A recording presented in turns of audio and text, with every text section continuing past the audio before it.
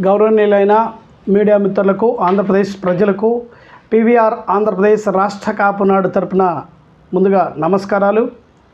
మొన్న జరిగినటువంటి దాడి, వైసీపీ నాయకుడు అంబటి రాంబాబుపై జరిగినటువంటి దాడిని పీవీఆర్ ఆంధ్రప్రదేశ్ రాష్ట్ర కాపునాడు తీవ్రంగా ఖండిస్తుంది. పీవీఆర్ ఆంధ్రప్రదేశ్ రాష్ట్ర కాపునాడు రాజకీయాలకు అతీతంగా మనమే మాట్లాడుతున్నాం. దయచేసి పొలిటికల్ లీడర్సు ఎంత ఎదిగినా ఒదిగుండే మనస్తత్వంతోనే ఉండాలి.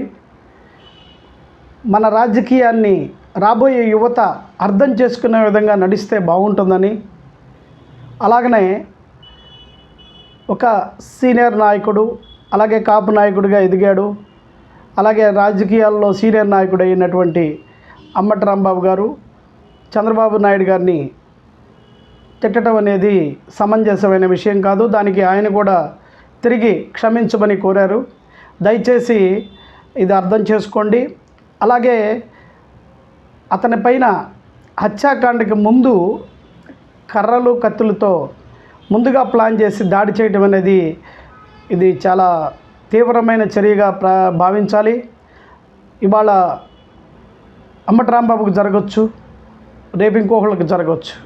ఏదైనా ఇది చాలా తీవ్రమైన చర్యగా భావిస్తూ పీవీఆర్ ఆంధ్రప్రదేశ్ రాష్ట్ర కాపునాడు ఈ యొక్క విషయాన్ని తీవ్రంగా ఖండిస్తుంది.